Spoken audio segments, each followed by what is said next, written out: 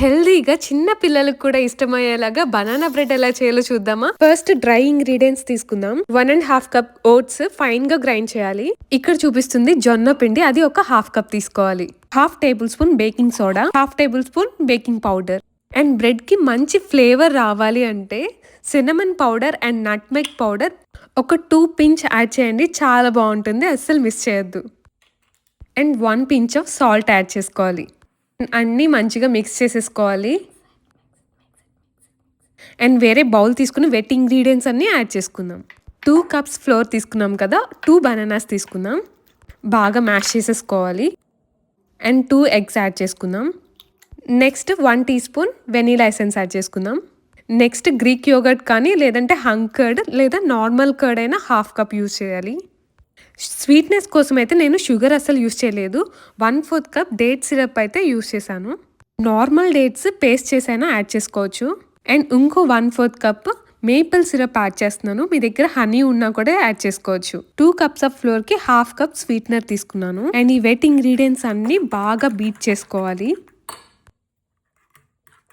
ఇలా బాగా బీట్ చేసుకున్న తర్వాత మనం ముందుగా రెడీ చేసుకున్న ఈ డ్రై ఇంగ్రీడియంట్స్ అన్ని యాడ్ చేసేసుకోవాలి. రెండు బాగా మిక్స్ చేయాలి, లమ్స్ లేకుండా. విస్కర్తో అయితే ఇంకా బాగా మిక్స్ అవుతుంది. ఇవి sugar free dark chocolate chips.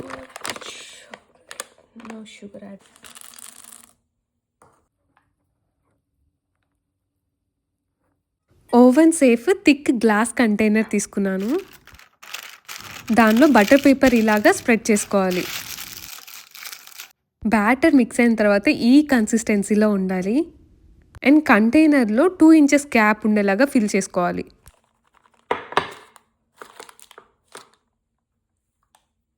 Choco chips పైన కూడా స్ప్రింకిల్ చేస్తే చాలా బాగుంటుంది. 350 డిగ్రీస్ ఫారెన్హీట్లో 50 to 55 మినిట్స్ బేక్ చేయాలి.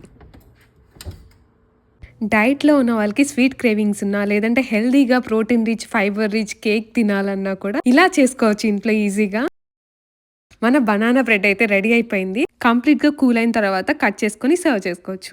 అస్సలు ఆయిల్ కానీ బటర్ కానీ యూజ్ చేయకుండా and maida wheat flour use చేయకుండా gluten free healthy and tasty banana bread ready అయిపోయింది. ఫ్రిడ్జ్లో స్టోర్ చేసుకొని 1 వీక్ దాకా స్నాక్ టైంలో ఎంజాయ్ చేయొచ్చు. ట్రై చేసి కామెంట్స్లో చెప్పండి ఎలా ఉందో.